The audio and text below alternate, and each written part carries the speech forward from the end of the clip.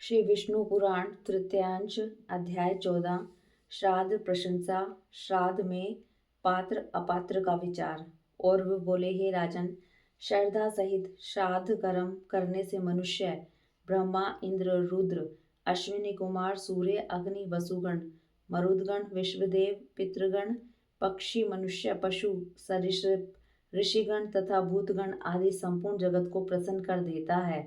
हे नरेश्वर, प्रत्येक मास के कृष्ण पक्ष की पंचदशी, अमावस्या और अष्ट का, हेमंत और शिशिर ऋतु के 4 महीनों की शुक्ला अष्टमियों पर श्राद्ध करें। यह नित्य श्राद्ध काल है। अब काम्य श्राद्ध का काल बतलाता हूँ, श्रवण करो। जिस समय श्राद्ध योग्य पदार्थ या किसी विशिष्ट ब्राह्मण को घर में आया जाने, अथवा जब उत्तरायण या दक्षिणायण का आरंभ या व्यतिपात हो, तब काम्य श्राद्ध का अनुष्ठान करे।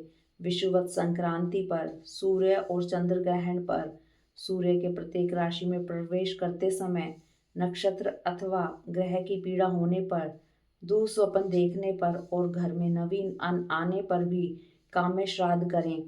जो अमावस्या, अनुराधा, विशाखा या स्वाति नक्षत्र युक्त हो, उनमें श्राद्ध करने से पितृगण 8 वर्ष तक तृप्त रहते हैं, तथा जो अमावस्या पुष्य, आद्रा या पुनर्वसु नक्षत्र युक्ता हो, उसमें पूजित होने से पितृगण 12 वर्ष तक तृप्त रहते हैं।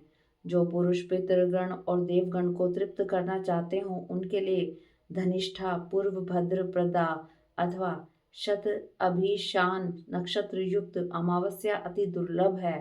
हे पृथ्वीपते, जब अमावस्या इन 9 नक्षत्रों से युक्त होती है, उस समय किया हुआ श्राद्ध पितृगण को अत्यंत तृप्तिदायक होता है। इनके अतिरिक्त पितृभक्त इलापुत्र महात्मा पूर्वा के अति विनीत भाव से पूछने पर श्री सनत कुमार जी ने जिसका वर्णन किया था, वे अन्य तिथियां भी सुनो। श्री सनत कुमार जी बोले, वैशाख मास की शुक्ला तृतीया, कार्तिक शुक्ला नवमी, भाद्रपद कृष्णा त्रयोदशी तथा माघ मास की अमावस्या, इन 4 तिथियों को पुराणों में युगाधा कहा गया है। ये चारों तिथियां अनंत पुण्यदायिनी हैं। चंद्रमा या सूर्य के ग्रहण के समय 3 अष्टकाओं में अथवा उत्तरायण या दक्षिणायन के आरंभ में जो पुरुष एकाग्र चित्त से पितृगण को तिल सहित जल भी दान करता है, वह मानो 1 सहस्त्र वर्ष के लिए श्राद्ध कर देता है। यह परम रहस्य स्वयं पितृगण ही कहते हैं।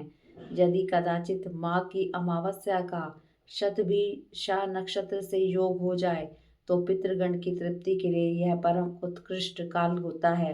हे राजन, अल्प पुण्यवान पुरुषों को ऐसा समय नहीं मिलता, और यदि उस समय माघ की अमावस्या में घनिष्ठा नक्षत्र का योग हो, तब तो अपने ही कुल में उत्पन्न हुए पुरुष द्वारा दिए हुए अन्नोदक से पितृगण की 10 सहस्त्र वर्ष तक तृप्ति रहती है, तथा यदि उसके साथ पूर्वाभाद्र पद नक्षत्र का योग हो और उस समय पितृगण के लिए श्राद्ध किया जाए, तो उन्हें परम तृप्ति होती है और वे सहस्त्र युग तक शयन करते रहते हैं।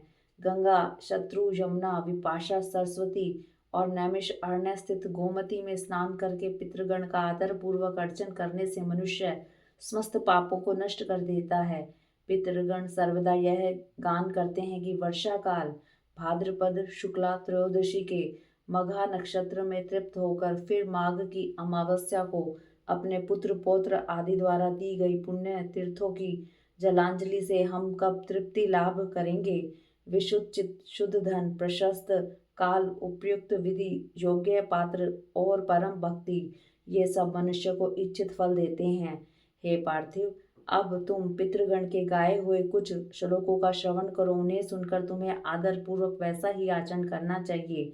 पितृगण कहते हैं, हमारे कुल में क्या कोई ऐसा मतिवान धन्य पुरुष उत्पन्न होगा जो वीत लोलुपता को छोड़कर हमें पिंडदान देगा, जो संपत्ति होने पर हमारे उद्देश्य से ब्राह्मणों को रत्न, वस्त्र, यान और संपूर्ण भोग सामग्री देगा, अथवा अन्न वस्त्र मात्र वैभव होने से जो श्राद्ध काल में भक्ति विनम्र चित्त से उत्तम ब्राह्मणों को यथाशक्ति अन्न ही भोजन कराएगा, या अन्नदान में भी असमर्थ होने पर जो ब्राह्मण श्रेष्ठों को कच्चा धान्य और थोड़ी सी दक्षिणा ही देगा, और यदि इसमें भी असमर्थ हो तो किन्हीं द्विज श्रेष्ठ को प्रणाम कर 1 मुट्ठी तिल ही देगा, अथवा हमारे उद्देश्य से पृथ्वी पर भक्ति विनम्र चित्त से 68 तिलों से युक्त जलांजलि ही देगा, और यदि इसका भी अभाव होगा तो कहीं ना कहीं से एक दिन का चारा लाकर प्रीति और श्रद्धा पूर्वक हमारे उद्देश्य से गो को खिलाएगा, तथा इन सभी वस्तुओं का अभाव होने पर जो वन में जाकर अपने कक्ष मूल बगल को दिखाता हुआ सूर्य आदि दिक्पालों से उस स्वर से यह कहेगा, मेरे पास श्राद्ध कर्म के योग्य न वित्त है, न धन और न कोई अन्य सामग्री है, अतः मैं अपने पितृगण को नमस्कार करता हूँ, वे मेरी भक्ति से ही तृप्ति लाभ करें। मैंने अपनी दोनों भुजाएं आकाश में उठा रखी हैं। और वह बोले, हे राजन, धन के होने अथवा न होने पर पितृगण ने जिस प्रकार बतलाया है वैसा ही जो पुरुष आचरण करता है वह उस आचार से विधि पूर्वक श्राद्ध ही कर देता है।